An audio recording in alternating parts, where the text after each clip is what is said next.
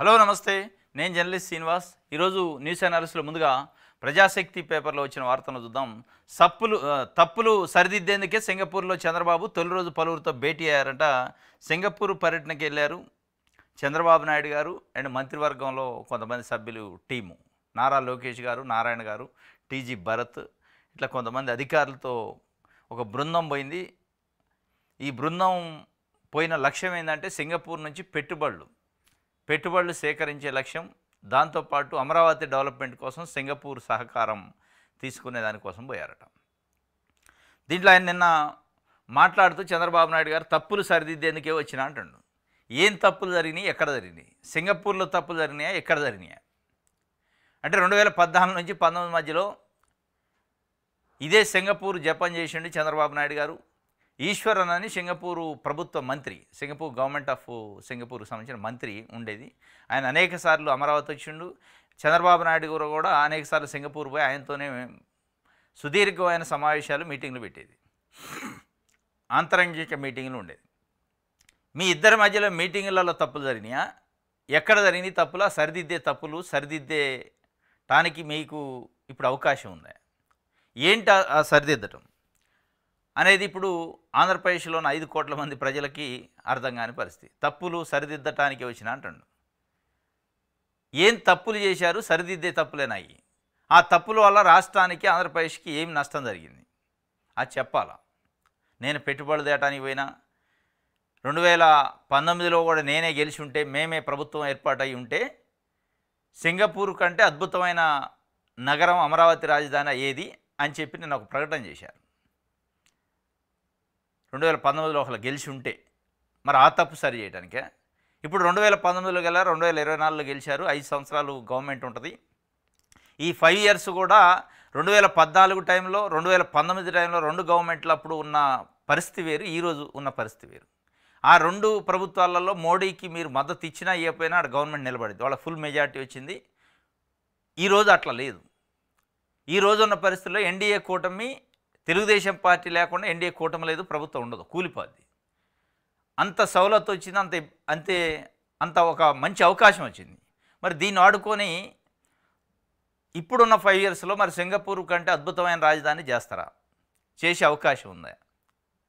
లేదా మళ్ళీ ఇదే టైం టేకింగు, మీటింగులు ఇది చేసుకుంటూ పెట్టుబడులు ఏపీ సిబిఎన్ అంటే ఓ బ్రాండు అని చెప్పే మాటలు చెప్పుకుంటూనే మళ్ళా పబ్బం గడుపుకొని 2028 రాగానే మోడీ డబ్బులు ఇవ్వలేదను, కేంద్ర ప్రభుత్వం సహకరించలేదను, లేదా జగన్మోహన్ రెడ్డి సహకరించలేదను, జగన్మోహన్ రెడ్డి అడ్డుపడ్డాను, ఈ కారణాలు చెప్పకుండా డెవలప్మెంట్ చేసే పరిస్థితి ఉంది. కూడా అసలు సింగపూరు ప్రభుత్వం ఉచితంగా మాకు డిపిఆర్ చేసిస్తా అన్నది, మొత్తం ప్లాన్ ఆఫ్ ఆ రాజధానికి సంబంధించిన ప్లాను ఉచితంగా, చాలా అద్భుతం అన్నారు. చాలా మంచి ప్రభుత్వం, మంచి అవినీతి రహితమైన ప్రభుత్వం ఉందన్నారు. అవినీతి రహితమైన ప్రభుత్వంలో మీరు ఎవరైతే కాంటాక్ట్ అయ్యారో ఈశ్వరను, జైలుకి ఎందుకు పోయింది? ఆయన్ని బర్తరఫ్ ఎందుకు చేశారు క్యాబినెట్ నుంచి? ఆ జైలుకి పోయిన దానిపైన ఎందుకు మీరు కొన్ని అనివార్య కారణాల వల్ల రద్దయింది అన్నాయి. అనివార్య కారణాలు ఏంటి? మీరు ఒక అవినీతి పరుడైన మంత్రితోని సమావేశాలు పెట్టారు కాబట్టి, మీ పైన కూడా మచ్చబడ్డది కాబట్టి అందుకే వాళ్ళు వెనక్కిపోయారు. ఇక దానికి జగన్మోహన్ రెడ్డి వల్లనే వెనక్కిపోయారు. సింగపూర్ ప్రభుత్వం ఇష్టంగా లేదు, అసలు ఒప్పుకుంటారో లేదో. ఎందుకు ఒప్పుకుంటారు అంటే, ఆ ఒప్పుకున్న దానికి కూడా మళ్ళీ జగన్మోహన్ రెడ్డి లేదా ఇంకోళ్ళు XYZ కారణం అని చెప్పే ప్రయత్నం చేస్తాను. ఆ ఒప్పుకోకపోవడానికి 2014 నుంచి 19 మధ్యలో మీరు ఎవరితోనైతే సమావేశాలు పెట్టి సుదీర్ఘంగా ఆంతరంగికంగా మాట్లాడారో, మీ ప్లాన్ ఆఫ్ యాక్షన్ ఏంటో అదంతా సింగపూర్ ప్రభుత్వం గుర్తించే, అంటే ఆయన అరెస్ట్ అయింది, ఆయన కేసులు అయింది, వేరే కేసు అయి ఉండొచ్చు, కానీ ఈ విషయంలో కూడా సస్పెక్ట్ చేయబట్టే ఒక అవినీతి మంత్రితోని మీరు సమావేశం అయ్యారు కాబట్టి ఆ మచ్చబడి అలా ఆంధ్రప్రదేశ్ ప్రభుత్వంతో వాళ్ళు చర్చలు చేయడానికి, క్యారీ కావడానికి సిద్ధంగా లేరు సింగపూర్ ప్రభుత్వం. ఏదన్నా ఉంటే ప్రైవేట్ కంపెనీలు తప్ప. అది స్పష్టంగా చంద్రబాబు నాయుడు గారు ఇండికేషన్ కూడా ఇచ్చారు, ఒప్పుకుంటారో లేదో ఒప్పించే ప్రయత్నం చేస్తా, నేను చెప్పే ప్రయత్నం చేస్తాను. ఇది మొత్తానికి తప్పులు సరిదిద్దేందుకే వచ్చారట సింగపూర్లో అని చెప్పి ఒక వార్తని, గత ప్రభుత్వంలో జరిగిన తప్పులను సరిదిద్దడమే తన పర్యటన ప్రధాన లక్ష్యమని రాష్ట్ర ముఖ్యమంత్రి చంద్రబాబు నాయుడు గారు సింగపూర్లో అన్నారు.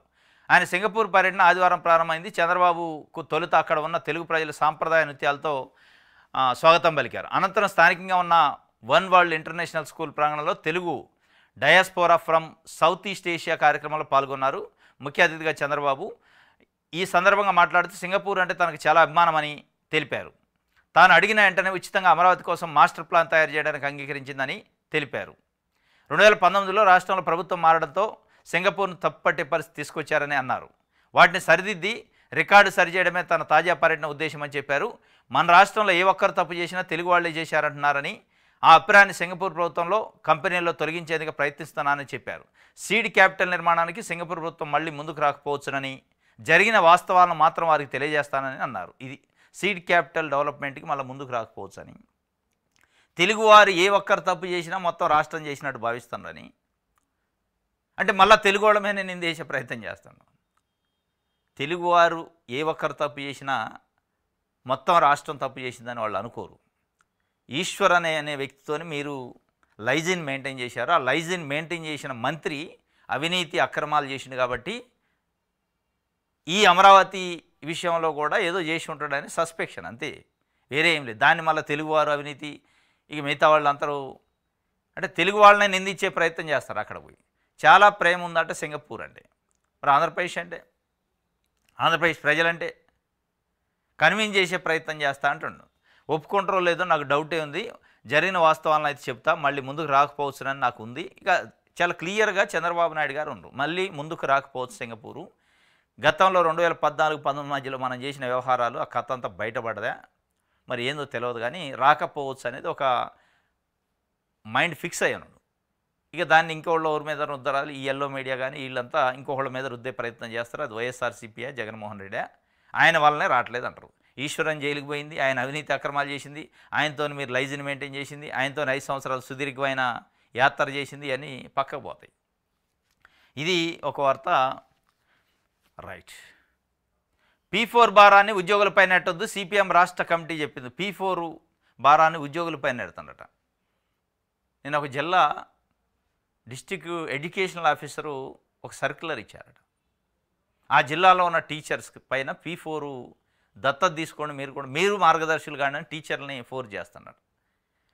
టీచర్లు వాళ్ళ జీతాలు ఎంత, వాళ్ళ కుటుంబాలు ఏంది, వాళ్ళు ఎట్టగాడ, వాళ్ళ ఇండస్ట్రీస్లా అక్రమ ఆస్తులు సంపాదించారా, వాళ్ళకి జీతం తప్ప ఏమీ రాదు.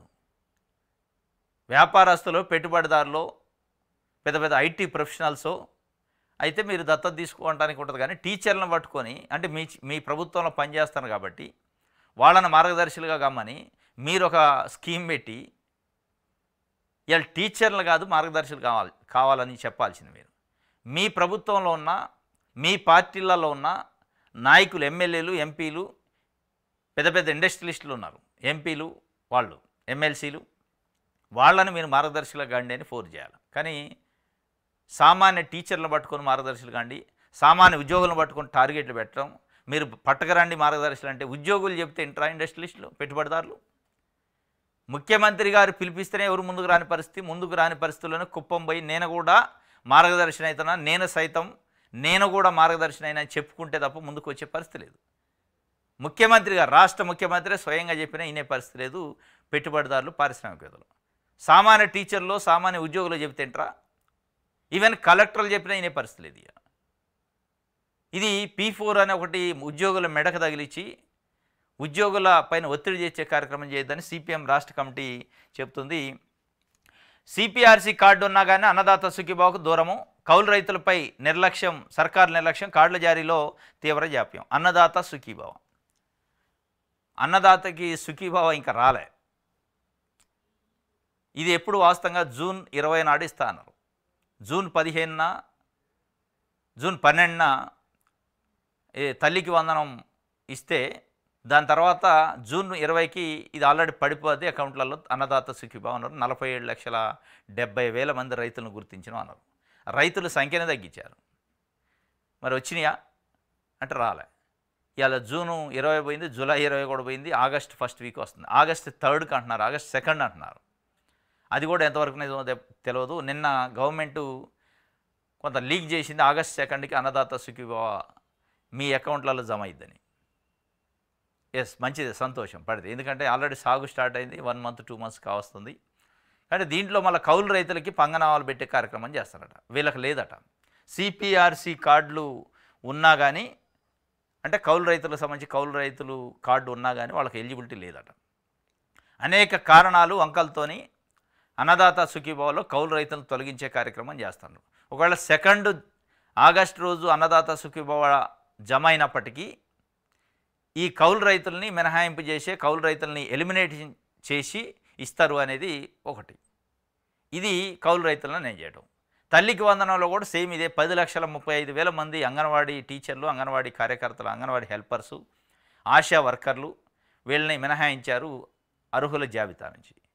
అంటే కోతల కార్యక్రమం అప్పటికే 56 లక్షల మంది రైతులకి జగన్మోహన్ రెడ్డి ప్రభుత్వం అన్నదాత మన రైతు భరోసా ఇచ్చారు. ఇక్కడికి వచ్చేటలకు అక్కడ ఒక 10 లక్షల మందిని తగ్గించారు చంద్రబాబు నాయుడు గారు ప్రభుత్వం, 47 లక్షలకే తీసుకొచ్చారు. మళ్ళీ దాంట్లో కూడా ఇక ఇట్లాంటి కౌలు రైతులను తొలగించే కార్యక్రమం చేస్తారట. ఇది చాలా దురదృష్టకరం.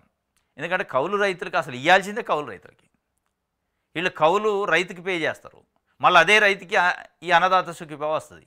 అంటే భూమి మీద పని చేసుకొని భూమిని నమ్మి కష్టపడే రైతుకి మనం సాయం చేయాలి, వాళ్ళనే అన్యాయం చేసే పరిస్థితి ఉండొద్దు. కాబట్టి ప్రభుత్వం ఆలోచించాలి, ప్రభుత్వంలోని పెద్దలు ఆలోచించాలి. కౌలు రైతులకి తప్పనిసరిగా ఎలిజిబిలిటీ ఇవ్వాలి, వాళ్ళకే ఫస్ట్ ప్రయారిటీలు వాళ్ళకి ఇవ్వాలి అన్నదాత సుఖీభావ.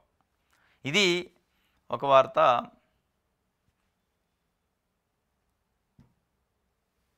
రైట్, సాక్షి పేపర్ చూద్దాం. కాలేజీలు ఖాళీ, ఇంటర్మీడియట్లో సగం దాటని ప్రవేశాలు, ప్రభుత్వ కాలేజీల్లో చేరడానికి ఇష్టపడిన విద్యార్థులు. కాలేజీలు మొత్తం ఖాళీ అయినాయట ఇంటర్మీడియట్లో, అంటే ప్రభుత్వ కాలేజీలు. ఇంటర్మీడియట్ గవర్నమెంట్ జూనియర్ కాలేజీలు ఉంటాయి కదా, సగం ఖాళీ అయినాయట. ఎందుకంటే నారాయణ గారు ఉండగా, నారాయణ జూనియర్ కాలేజీలు, శ్రీ చైతన్య జూనియర్ కాలేజీలు. లోకేష్ గారు నేను వికాసం వైపు దేశపోతా కాలేజీలని గతంలో విధ్వంసం అయింది అన్నాడు. విధ్వంసం అయింది నారాయణ శ్రీ చైతన్య విద్యా సంస్థలు జగన్మోహన్ రెడ్డి పరిపాలన కాలంలో. వాటిని వికాసం వైపు దేశపోతాడు. అప్పుడు వికాసం వైపు ఉన్న ప్రభుత్వ జూనియర్ కాలేజీలు ఇవాళ విధ్వంసం అవుతున్నాయి, స్పష్టంగా కనపడుతుంది మనకి. ఫీజు రీఎంబర్స్మెంట్ రాదు, రిక్రూట్మెంట్ ఉండవు, వాళ్ళని అసలు పట్టించుకున్న నాదుడు లేడు. కానీ నారాయణ శ్రీ చైతన్య విద్యా సంస్థలు స్వయంగా క్యాబినెట్లో ఉన్న నారాయణ గారు, ఆయన ఏడే ఉంటాడో అవి నడుతూనే ఉంటాయి. లక్షల రూపాయల ఫీజులు, అవి 3 పూలు 6 కాయలుగా ఉన్నాయి. ఇది మొత్తం కాలేజీలు బంద్ అయినాయట, సగం ఖాళీ అయిపోయినాయట. ఎంత కావాలి, ఎక్కడికి పంపాలి, మేము టీడీపీ అంతా మేము చూసుకుంటాం. చెన్నైలో విఎస్ఎన్ కంపెనీ డీలర్తో టీడీపీ నేత రూప్ కుమార్ డీల్.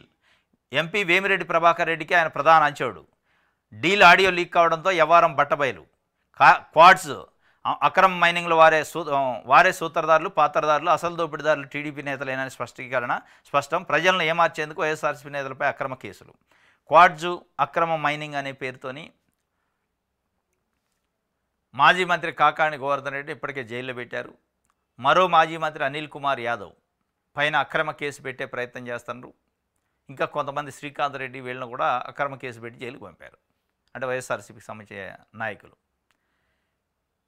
అసలు నిన్న ఒక వీడియో రిలీజ్ అయిందట, రూప్ కుమార్ యాదవ్, ఈయన కూడా అనిల్ కుమార్ యాదవ్కి రిలేటివ్. కాకపోతే ఇప్పుడు తెలుగుదేశం పార్టీలో ఉన్నాడు. తెలుగుదేశం పార్టీలో కూడా కీలకంగా వ్యవహరిస్తాడు. వేమిరెడ్డి ప్రభాకర్ రెడ్డి ఎంపీకి ప్రధాన అనుచరుడు. ఆ వేమిరెడ్డి ప్రభాకర్ రెడ్డికి సంబంధించిన సంస్థలు రూప్ కుమార్ ఆధ్వర్యంలోనే ఈ క్వాడ్స్ అక్రమ మైనింగ్ కార్యక్రమం చేస్తున్నాయట. దానికోసం మేము తెలుగుదేశం పార్టీ, మాది రూలింగ్ పార్టీ, మీకేం కావాలి, ఎంత కావాలి, ఎక్కడ పంపాలి, ఏది క్వాడ్స్కి సంబంధించింది మెటీరియల్ చెప్పండి అని డీల్ మాట్లాడే ఆడియో లీక్ అయింది. అంటే ఎంపీ మాజీ మంత్రి అనిల్ కుమార్ యాదవ్ కానీ, వైఎస్ఆర్సీపీ నాయకులు కానీ తెలుగుదేశం పార్టీ వేమిరెడ్డి ప్రభాకర్ రెడ్డి చేస్తున్న అక్రమ మైనింగ్, క్వాడ్స్ మైనింగ్ పైన పదే పదే సోషల్ మీడియాలో ప్రశ్నిస్తున్నందుకు చేసేటోడే కేసు పెట్టిండు. అక్రమ మైనింగ్ పేరుతో అక్రమ మైనింగ్ చేస్తున్న తెలుగుదేశం పార్టీ నాయకులే అక్రమ కేసు పెట్టి మైనింగ్ అధికారులతోని జైల్లో వేసే పరిస్థితికి వచ్చింది. అంటే కంప్లీట్గా హక్కుల్ని వైలేట్ చేసి, ఫండమెంటల్ రైట్స్ లేవేగా. ఎవరైతే అక్రమ మైనింగ్ ప్రశ్నిస్తున్నారో ప్రశ్నించేటోడు మీదనే కేసు. అక్రమ మైనింగ్ చేస్తున్న వాళ్ళు సేఫ్గా ఉన్నారో దానికి ఉదాహరణ ఇదే. స్వయంగా వేమిరెడ్డి ప్రభాకర్ రెడ్డికి అత్యంత దగ్గర అనుచరుడు తెలుగుదేశం పార్టీ నాయకుడు రూప్ కుమార్ యాదవ్ చెన్నైలో ఉన్న ఒక సంస్థతోని మైనింగ్ విషయమై అక్రమ మైనింగ్ విషయమై నీకు ఎంత కావాలి మెటీరియల్ ఏం కావాలి ఎక్కడ పంపాలి మీకు ఈ రైల్లో పంపాలన్నా బస్సులో పంపాలన్నా ఎట్లా పంపాలో చెప్పు మాకు ఎదురు లేదు ఆంధ్రప్రదేశ్లో మేమే రూలింగ్ పార్టీ నిన్ను ఆపేటోడు ఉండడు అధికారులు ఏం అడ్డపడరు మీరు ఇష్టం వచ్చినట్టు చేసుకోండి అని చెప్పే పరిస్థితి. కానీ ఇదే కేసులో కాకాని గోవర్ధన్ రెడ్డిని అరెస్ట్ చేసి జైల్లో పంపారు. ఇదే కేసులో రేపో మాపో అనిల్ కుమార్ యాదవ్ పైన కూడా కేసు పెట్టే ప్రయత్నం లోపటేసే ప్రయత్నం ఇది అడ్డంగా పోతారు. ఇది ఒక వార్త. నా వల్లే సింగపూర్లో తెలుగు వారికి ఉద్యోగాలు వచ్చినాయి. వివిధ సంస్థల ప్రజలతో ముఖ్యమంత్రి చంద్రబాబు కొత్త పాలసీలతో పెట్టుబడులకు ఏపీ అత్యంత అనుకూలం. విదేశాల్లోని తెలుగు ప్రజలు రాష్ట్రంలో పెట్టుబడులు పెట్టాలి. చంద్రబాబు నాయుడు గారు సింగపూర్ పోయి అక్కడ ఉన్న తెలుగు వాళ్ళతోనే అంటాడు నా వల్లనే సింగపూరులో మీకు ఉద్యోగాలు వచ్చినాయి లేదంటే మీరు ఇక్కడ ఉండకపోవు అని. హైదరాబాద్ వచ్చి నా వల్లనే మీరు హైదరాబాద్లో ఉంటున్నారు లేదా హైదరాబాద్ నేను నిర్మిస్తే మీరు నివసిస్తాను అని హైదరాబాద్ అంటారు.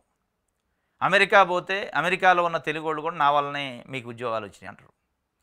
ఆస్ట్రేలియా పోతే ఆస్ట్రేలియాలో నా వల్లనే ఉద్యోగాలు వచ్చినాయి. ఆయన అర్థం ఏ అర్థంలో అంటే నేనే 1995లో ఇంజనీరింగ్ కాలేజీలు పెడితే ఆ ఇంజనీరింగ్ కాలేజీ నేనే పెట్టకుండా ఉంటే మీరు చదవపోవు ఇంజనీరింగ్ చదవకపోతే ఇక్కడ రాకపోవు అని చెప్తుండు.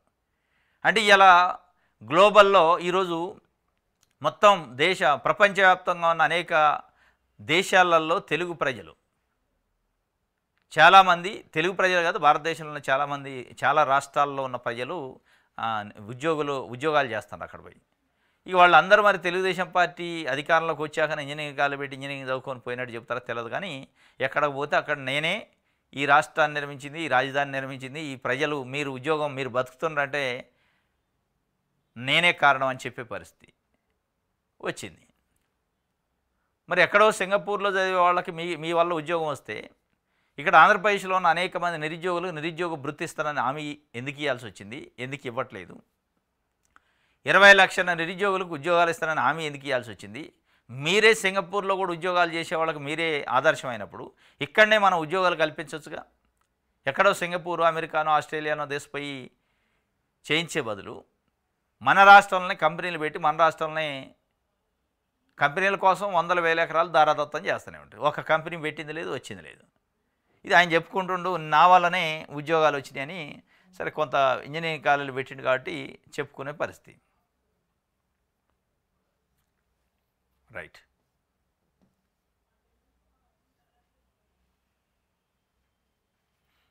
ఇది సాక్షికి సంబంధించి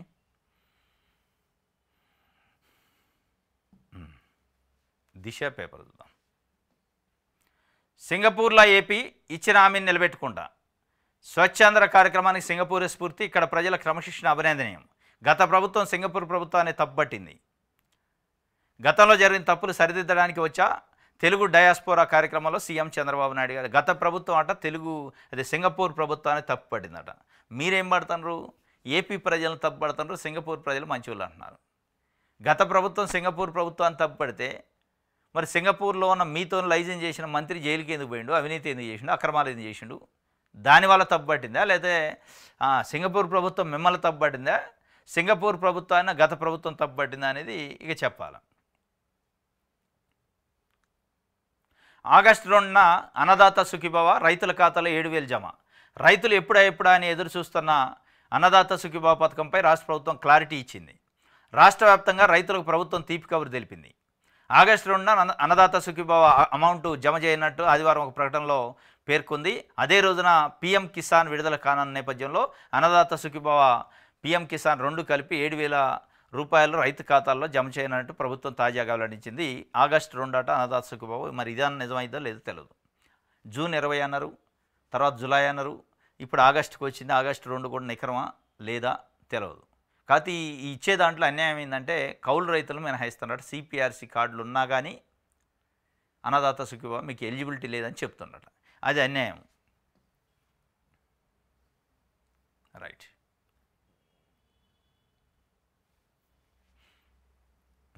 ఆంధ్రప్రభ చూద్దాం.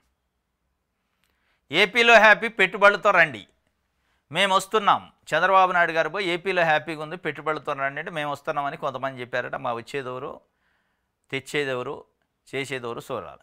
సిబిఎన్ ఓ బ్రాండు, సింగపూర్లో మీరంటే క్రేజు, పెట్టుబడికి ఇక్కడ కంపెనీలు రెడీ, డేటా సెంటర్లు, ఫార్మాపై ఆసక్తి, చంద్రబాబుతో శిల్పక్ అని అక్కడ భారత హైకమిషనర్ చెప్తుండట. మీరంటే ఒక బ్రాండ్ అని.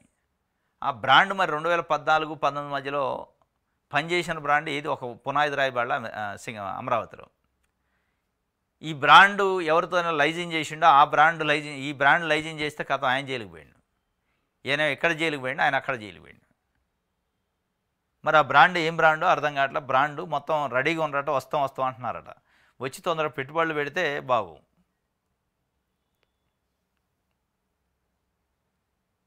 రైట్.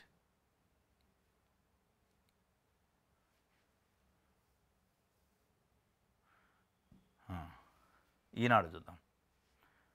రాష్ట్ర ప్రతిష్ట పునరుద్ధరణే లక్ష్యం, అందుకే సింగపూర్ వచ్చా. వైకాపా వల్ల ఇక్కడ ప్రభుత్వంతో సంబంధాలు దెబ్బతిన్నాయి. మీరు వచ్చి పెట్టుబడులు పెట్టండి, జన్మభూమి రుణం తీర్చుకోండి, నన్ను ట్రాక్లో పెట్టే బాధ్యత మీదే. తెలుగు డయాస్పోరాలో సీఎం చంద్రబాబు నాయుడు గారు చెప్తున్నారు. రాష్ట్ర ప్రతిష్టను పునరుద్ధరణ లక్ష్యం అట. రాష్ట్ర ప్రతిష్ట పునరుద్ధరించడానికి సింగపూర్ పోయి కాళ్ళు ఎందుకు పట్టుకోవాలి? సింగపూర్ ప్రభుత్వం అంటే తెలుగు ప్రజలు 5 కోట్ల మంది ఆంధ్రప్రదేశ్ ప్రజలు వాళ్ళ ఆత్మగౌరవం వాళ్ళు నిలబెట్టుకోవాలి తప్ప, ఇక్కడ మన ప్రతిష్టని ఇనుమడింపజేయాలి తప్ప, సింగపూర్ పోయి మన రాష్ట్ర ప్రతిష్టను అక్కడైంది. వాళ్ళు సింగపూరోడు మన రాష్ట్రాన్ని లెక్క చేస్తేంది, మన పడుచుకుంటేంది, పడుచుకోపోతేంది. అంటే సింగపూర్ దయాదాక్షిణ్యాలపైన మనం బతున్నాం. రాష్ట్ర ప్రతిష్టను దిగజార్చింది సింగపూరు మంత్రి ఈశ్వరన్. అది మీరు గుర్తుపెట్టుకోవాలి. ఈశ్వరన్ చేసిన అవినీతి అక్రమాలతో జైలుకు పోయిండు. రాష్ట్ర ప్రతిష్టనే ఒక రకంగా మసకబార్చిండు. వైకాపానో లేకపోతే ఆంధ్రప్రదేశ్ ప్రజలో చేయలే.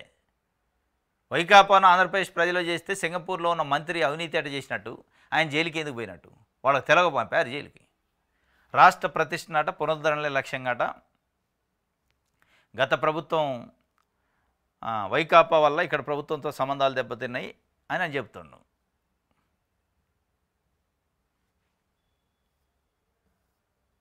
రైట్. జన్మభూమిని మరవద్దు, తెలుగు జాతి ఎక్కడైనా వెలుగు జాతి అని చంద్రబాబు నాయుడు గారు చెప్తుండు. కర్మభూమిలో ఎదగండి, జన్మభూమి కోసం నిలవండి అని చెప్పి జన్మభూమిని మరవద్దు అని చెప్పి తెలుగు జాతి ఎక్కడైనా వెలుగు జాతి ఆట. వాళ్ళకు ఒక పిలిపించిండి, అక్కడ ఉన్న ఎన్ఆర్ఐలకి వచ్చి పెట్టుబడులు పెట్టండి అని. మార్గదర్శులుగా టీచర్ల, హెచ్ఎంలు, ఎస్సీఎల్ను ఈ జాబితాలో చేర్చాలని ఒత్తిడి, ఏలూరు డిఓ ఆదేశాలు, మండిపడుతున్న ఉపాధ్యాయులు తమనే దత్తత తీసుకోవాలని ఆక్రోశం. ఇది మార్గదర్శులు అని ఒక కార్యక్రమం పెట్టిండు P4 అని చంద్రబాబు నాయుడు గారు. ఈ కార్యక్రమం కుప్పిగంతులే అవుతుంది. ఈ కుప్పిగంతుల కార్యక్రమం సక్సెస్ఫుల్ కాలే, ఫెయిల్యూర్ కార్యక్రమం. అది ఫెయిల్యూర్ స్కీమ్ కిందనే ఉంది. అది ఫెయిల్యూర్ అయిద్ది అని చెప్పి నానా తంటాలు పడుతున్నారు చంద్రబాబు నాయుడు గారు, ఆయన మోసే పత్రికలు, టీవీ ఛానళ్ళు. అద్భుతం అని చెప్పే ప్రయత్నం చేయాలి. ఎక్కడ అద్భుతాలు జరగట్లేదు. జరగకపోగా ఎవరు ముందుకు రావట్లే. మార్గదర్శులు ముందుకు రాని పరిస్థితుల్లోనే కుప్పం పోయి నేను కూడా మార్గదర్శిని అయితా, నేను ఒక 250 కుటుంబాలను నా కాన్స్టిట్యూషన్లో దత్తత తీసుకుంటా, మీరు తీసుకోండి అని పిలిపించింది. అయినా రావట్లే. ఇప్పుడు ఏలూరు డిఓ ఏం చేసినట్టే ఒక సర్క్యులర్ ఇష్యూ చేసినట్ట. హై స్కూల్ హెచ్ఎంలు, గవర్నమెంట్ స్కూల్ హెచ్ఎంలు, స్కూల్ అసిస్టెంట్లు మీరు కూడా మార్గదర్శులుగా మారి కొన్ని కుటుంబాలను దత్తత తీసుకోండి అని చెప్పారట. వాళ్ళ జీతము, వాళ్ళ పరిస్థితి, వాళ్ళ కుటుంబాలు, వాళ్ళ ఖర్చులు వాళ్ళకే సరిపోని పరిస్థితి. వాళ్ళు రివర్స్ మమ్మల్ని మార్గదర్శులుగా మమ్మల్ని దత్తత తీసుకోండి అని చెప్పి ఎట్లా చెప్తారు మీరు అని చెప్పి ఆగ్రహం వ్యక్తం చేస్తారట. అది ఎక్కడో రాయాలో మళ్ళీ ఆంధ్రజ్యోతి పత్రిక, తెలుగుదేశం పార్టీ పత్రిక. తెలుగుదేశం పార్టీ పత్రికలోనే రాసే పరిస్థితి ఉందంటే ఎంత వరస్ట్గా P4 స్కీమ్ ఉంది. P4 స్కీము వరస్ట్గా ఉండబట్టి దాన్ని ఏదో ఒక రకంగా చంద్రబాబు నాయుడు గారు చెప్పిండు కాబట్టి సక్సెస్ చేయాలనే ప్రయత్నంలో స్కూల్ హెచ్ఎంలు, ఎస్సీఎల్, స్కూల్ అసిస్టెంట్లు కూడా మీరు కూడా మార్గదర్శులు కాండి అని చెప్పే పరిస్థితి ఉంటే ఒక్క ఇండస్ట్రియలిస్ట్ ముందుకు రాని పరిస్థితులు ఇది. మీరు పెట్టింది ఎన్ఆర్ఐలు, ఇండస్ట్రియలిస్టులు, పెట్టుబడిదారులు వచ్చి దత్తత తీసుకుంటారని. వాళ్ళు ఎవరు ముందుకు రాని పరిస్థితుల్లో ఇది మళ్ళీ ఒక కొత్త పన్నాగం అన్నారు. దానిపైన టీచర్లు ఇట్లా ఆగ్రహం వ్యక్తం చేస్తారట రాష్ట్ర వ్యాప్తంగా. రైట్. ఇది ఆంధ్రజ్యోతి. ఇది ఈరోజు న్యూస్ అనాలిసిస్. రేపు తాజా వార్తలతో తిరిగి కలుసుకుందాం. Thank you.